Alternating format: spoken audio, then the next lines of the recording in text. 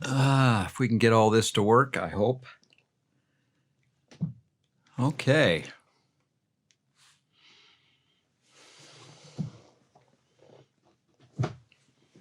There. That's more gooder. Well, it's Sunday night, December 11th, 2022, and I'm Glenn Rawson, and welcome. Thank you for joining me. You will notice the addition behind me. Debbie spent some time tonight putting up my Christmas tree for me. I would say she put it up just for me, but no, she put it up for you as well. So I hope you enjoy it. And I like this tree because it is particularly unique to my my personality. You know, horses, saddles, bridles, all kind. Well, I'm not sure what the shark or the fish has to do up there, but anyway, it's my tree in my office. So hope you enjoy it. To begin with tonight, right at the beginning, I hope I can say this just right. Merry Christmas. And I hope that this Christmas, Christ is indeed in your Christmas. Now, a couple of items of housework before I begin the stories tonight. I wanted to remind you that a very unique church history tour is coming up this coming June. On the 16th of June, History of the Saints will sponsor a church history trail tour that will go from Nauvoo along the Pioneer Trail all the way to Salt Lake, and another one from Salt Lake back to Nauvoo, retracing all of the famous stops and stories along the way. That's on the 16th of June. It'll be about a week-long tour, and if you're interested, go to historyofthesaints.org.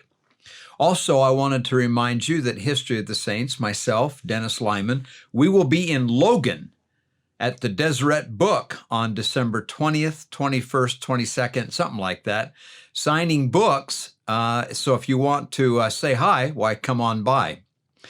In addition, changing the subject one more time, I was doing some checking this week, and I have got a Fun for Less church history tour to New York, Philadelphia, all the way to Nauvoo that's available in May and another one in July.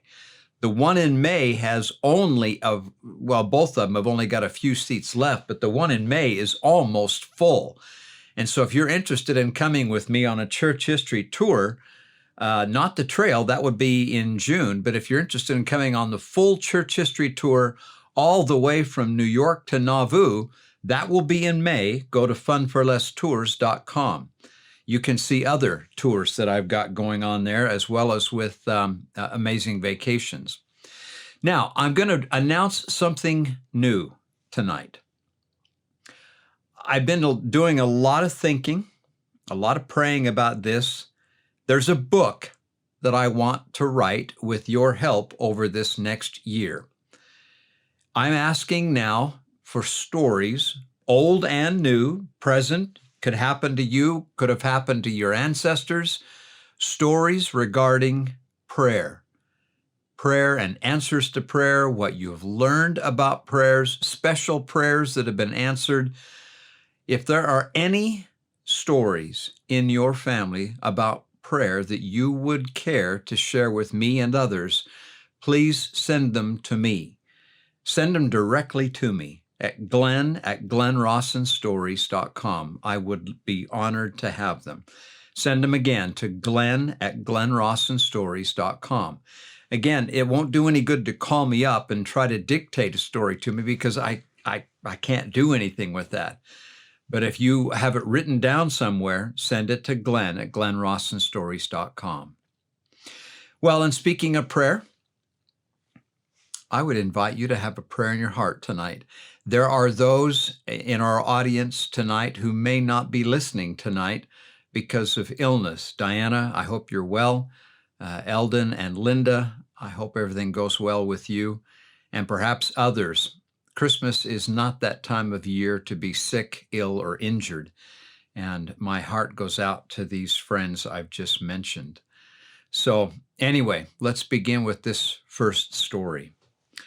Sunday afternoon, 3:15 p.m., April 7th, 1844, in a grove of trees about 1/4 mile east of the temple in Nauvoo, Illinois. The occasion was the second day of the General Conference of the Church of Jesus Christ of Latter-day Saints. Joseph Smith Jr. stood up at that time, and notwithstanding a strong wind blowing, commenced to deliver one of the greatest sermons of his life to an estimated audience of some 10,000 people, reportedly the largest ever assembled in Nauvoo. He asked for the prayers of the saints and then began to speak without notes, and I might add, without a microphone. He said, quote, "I do not intend to please you with oratory, but with the simple truths of heaven edify you." End of quote. There's so much meaning in that statement for those of you that are teachers. And those truths flowed in a profusion of doctrine that is estimated to have lasted more than 2 hours. Now, the previous day, Joseph had promised that he would prove to his enemies that God was still with him and that he was not a fallen prophet, as they had asserted. And surely the Almighty was with him, for no man could know what Joseph knew that day unless God had taught him.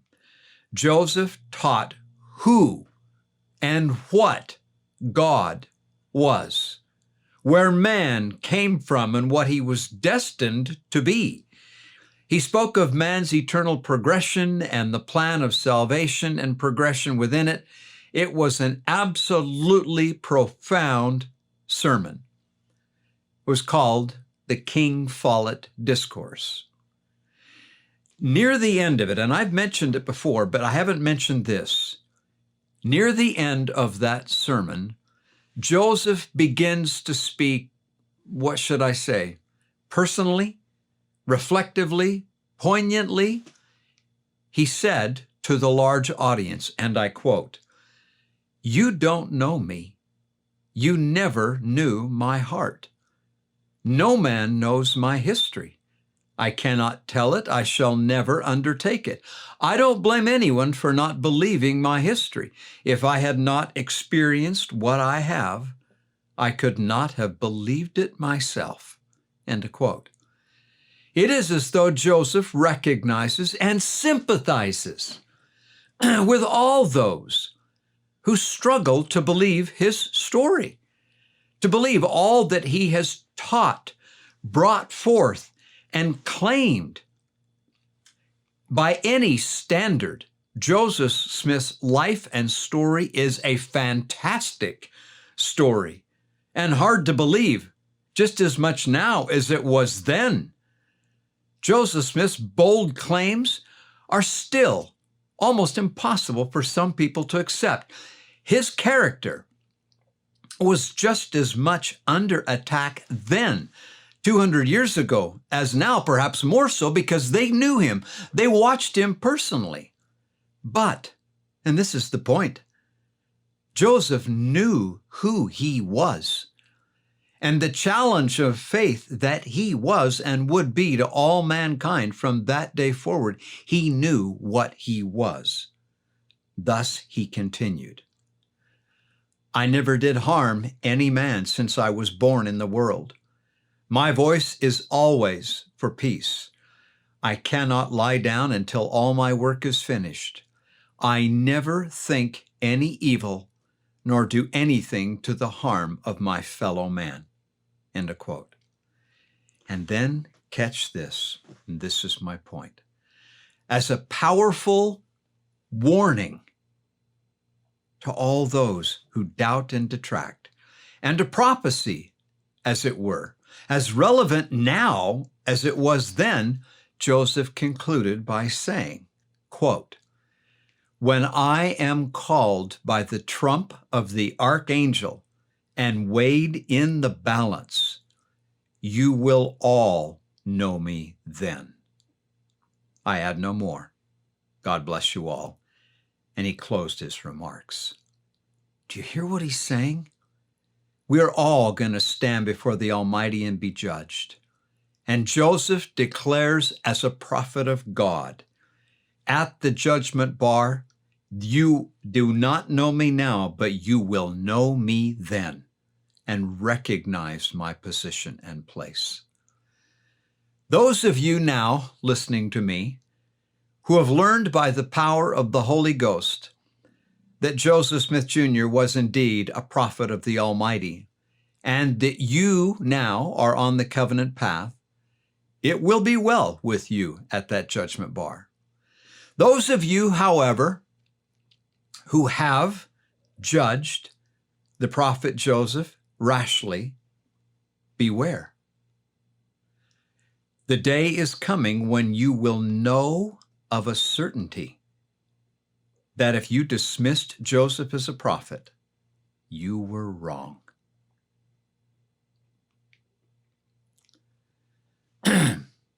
Next story.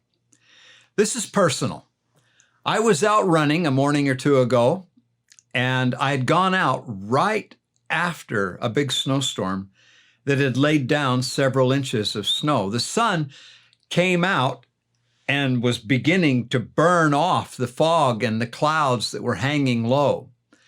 As I was running that morning right after the storm, I had a verse come to mind from Helaman chapter 5, verse 12, where Helaman says, "And now, my sons, remember that it is upon the rock of our Redeemer, who is Christ, the Son of God, that you must build your foundation, that when the devil shall send forth his mighty winds, yea, his shafts in the whirlwind, yea, when all his hail and his mighty storm shall beat upon you, it shall have no power over you to drag you down to the gulf of misery and endless woe, because of the rock upon which you are built, which is a sure foundation, a foundation whereon if men build, they cannot fall."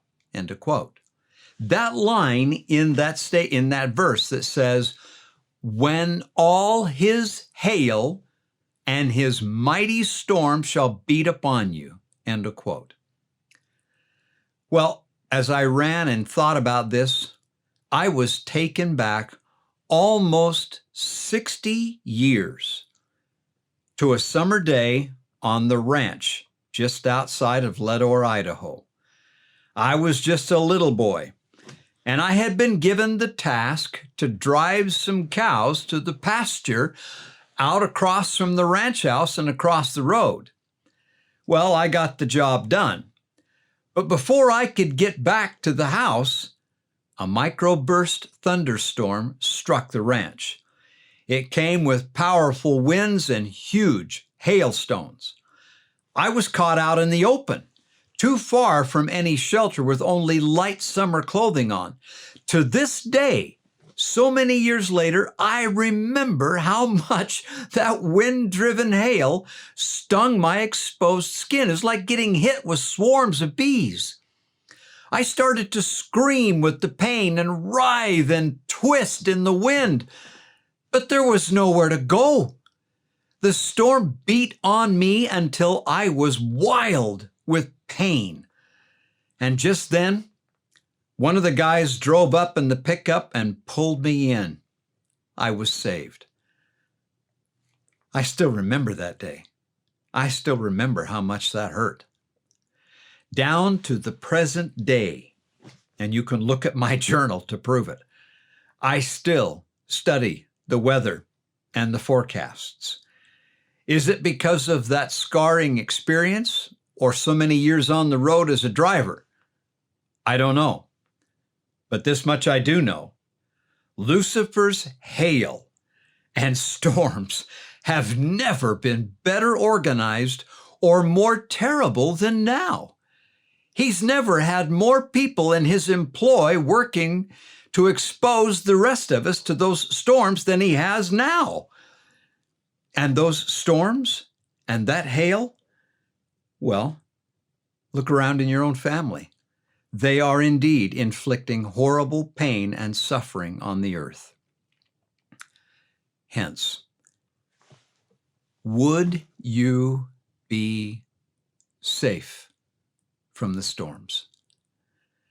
The closer to the Savior and his prophets you can stand, the more sheltered you will be in the storms. And if now you are twisting in the winds and storms with pain, repent, repent, and the Lord will come to rescue and save. Okay, a Christmas story. Paralee, thank you for sharing this tender, simple, beautiful little story. Christmas, 1939, St. George, Utah. It was going to be a lean, disappointing Christmas. Father had served in World War I and was suffering from shell shock. Today we would call it PTSD. He had spent considerable time in the hospital and had been unable to work much that year. Mother had recently given birth to a new baby and was still quite weak. These were depression times, and the young family of 5 lived in a humble 2-room house that they had built themselves. Notwithstanding these circumstances, though, faith was strong. They had family prayer at mealtimes, and Mom gathered her 3 little girls about her every night for their evening prayers. Paralee had been praying for a doll with curly hair. Well, when Christmas morning came, the family gathered in the kitchen. They kept the door closed to the front room to preserve precious coal and wood. Paralee said, quote, "I received a Betsy Wetsy doll, which was made of rubber with a molded head and a miniature baby bottle, not the doll with curly hair for which I had been praying." Well, later on that morning, one of the sisters that worked in the primary with Mother knocked at the door. She entered, they visited, and the sister looked around at what the children had received for Christmas and then asked, "Have you looked in your front room?" Mother opened the door to the cold front room and there saw a box put together by the other primary workers. It was filled with toys for the girls, and there on the top was the doll with curly hair. Mother would speak of that Christmas miracle many times in the years that followed, though never without a few tears.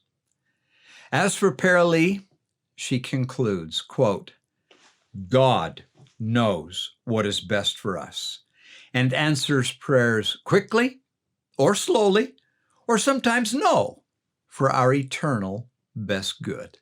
End of quote. Thank you, Paralee, for sharing that story.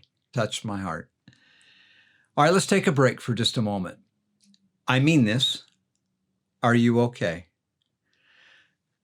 With what I've been through today, if I could reach out and hug every one of you and take away all the pain so that you would have a wonderful, joyful Christmas, I would. But I can't, and I don't know how. But please know this: the Lord loves you, and to whatever degree it is given to me, I love you, and I thank you for being here. Now,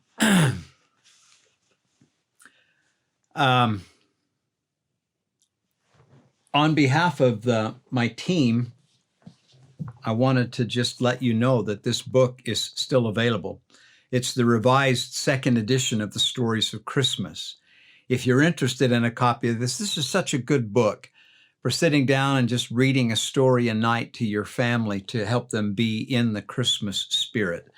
This book is still available at glenrawsonstories.com, as is this one right here, The Angel's Book, Seek and Expect Miracles. In fact, well, this one's very fresh on my mind because I just barely finished narrating this for the audio book. It was finished last night and should be available later on in the week. There are so many awesome stories that invite the Spirit of the Lord and just open up your mind to think about grander and greater possibilities of interactions between heaven and earth. This book is available also at glenrawsonstories.com. I wanted to remind you, lastly, next week, I won't be sitting in front of the saddle or the tree. I'll be over at Jason's. Jason and I are going to do what we do every year at Christmas time, one of those kind of like music and the spoken word firesides with a Christmas theme. Jason will play his miraculous, marvelous music, and I might throw in a story or two along the side. That's tomorrow, next Sunday night, December 18th at 8 o'clock. Okay? Plan on that. And again, one more time, especially to all those of you who are part of the weekly stories and the VIPs, I am calling for stories from your past, your pioneer past, more recently, stories on prayer, old and new. Okay? Please send them to Glenn at glenrawsonstories.com. Another Christmas story, and again, I'm indebted to Gene Tonioli for the research on this. Mahatma Gandhi once said, "It is easy enough to be friendly to one's friends, but to befriend the one who regards himself as your enemy is the quintessence of true religion." End of quote. The actions of a German woman on Christmas Eve during World War II exemplified this. It was December 1944 on the German-Belgium border.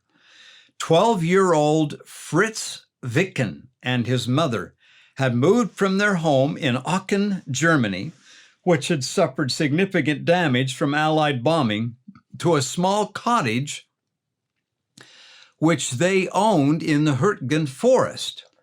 Their father, who was serving in the Civil Defense Fire Guard, thought this location would be safer for his family than being in the city. Unfortunately, the war came to them in a campaign known as the Battle of the Bulge, with both Allied and German soldiers fighting and dying nearby. After dark on Christmas Eve, a knock was heard on the cottage door. Mrs. Wicken nervously answered. 3 American soldiers, men who were fighting against her country of Germany, stood there with their weapons. One of the men was seriously wounded with a bullet through his upper leg. The men waited until she motioned they could enter the cottage, where they laid the wounded man on Fritz's bed. Though the soldiers did not speak German and she did not speak English, she could communicate with one man who spoke a little French. She tended to the wounded fighter, giving instructions to her son to help the others take off their wet jackets and boots.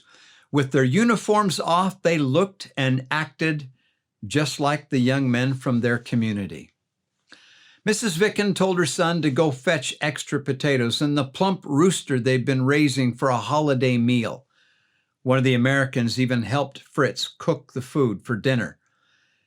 Then another knock on the door broke the calm atmosphere of the room. Mrs. Wicken went to the door expecting to see more Americans. Instead, there were 4 German soldiers standing there. All German citizens knew that harboring enemy soldiers was high treason and the penalty could be death. Stepping outside, she wished them a Merry Christmas. The German soldiers returned the greeting. They explained that they had lost their company and would like to rest in the cottage until morning.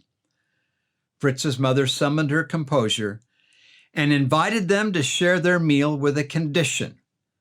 She explained that she had 3 guests who they may not consider friends, and sternly told them that it was Christmas Eve and there would be peace in her home.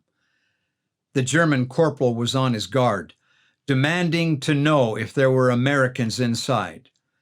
She calmly explained that the young men on the doorstep and those inside could have been her own sons. Both groups were lost from their comrades, hungry, cold, and tired. For this Christmas Eve, there was no need for fighting. She instructed the German soldiers to place their weapons outside by the woodpile, and then had the Americans gather their guns and take them outside. Though the men regarded each other with distrust, they followed Mrs. Vicken's instructions as they sat where they were asked. The table was even pushed next to her bed so everyone would have a place to sit. After adding extra potatoes to the pot and waiting for them to cook, the 6 soldiers, Mrs. Vicken and Fritz, enjoyed a Christmas Eve meal. Before eating, she offered a prayer which brought tears to the eyes of everyone in the room. 2 of the German soldiers even produced a bottle of wine and a loaf of rye bread to add to their meal. The injured soldier was fed and had his wound cared for.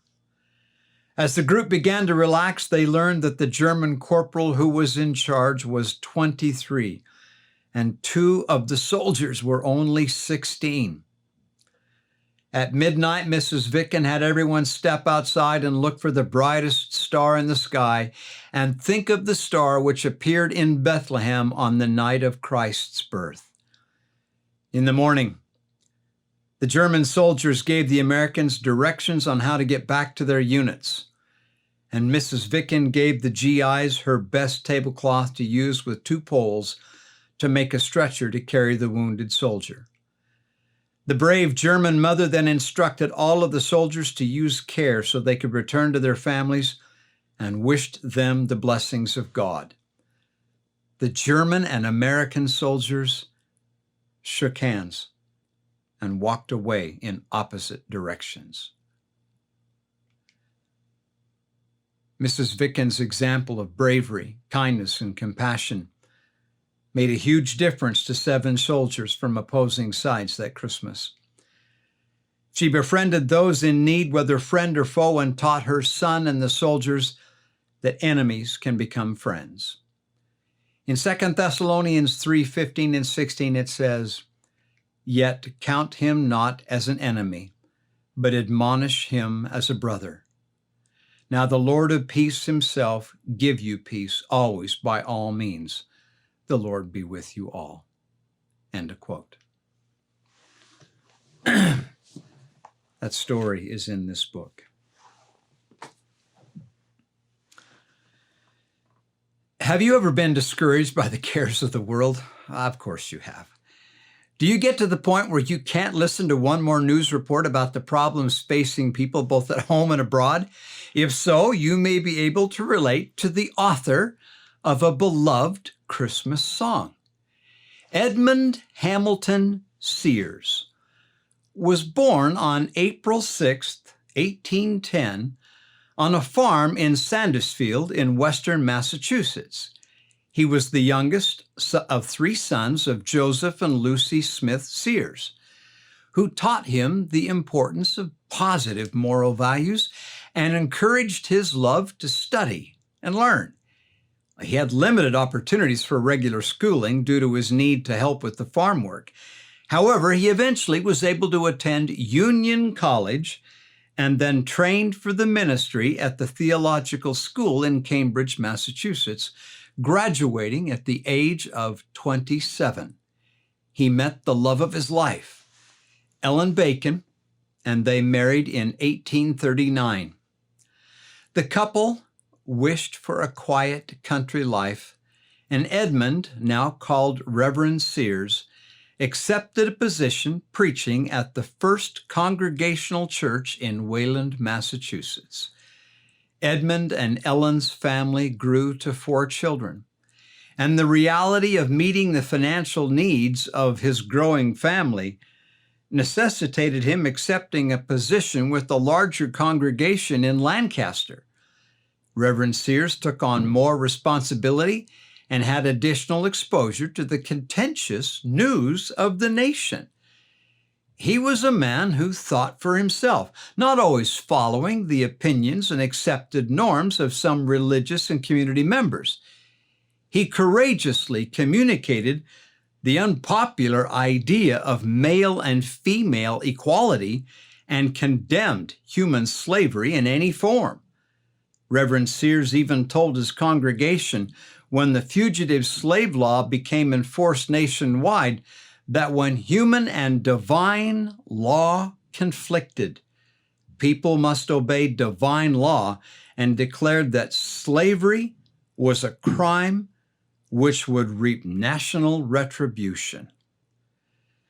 Well, Reverend Sears served the Congregational Church in Lancaster from 1840 to 1847.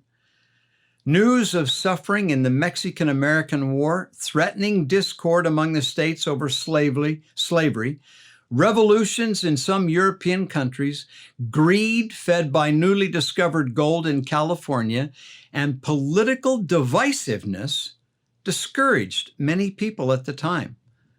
Suffering a serious illness followed by depression, Reverend Sears left Lancaster with his family, returning to Wayland, the place which felt like home, to rest and recover his health. The congregation in Wayland recalled him to serve as their pastor, which he did for another 17 years. It was during Edmund Sears' recovery in December 1849 that a friend asked him to write a poem to celebrate the events of Christmas.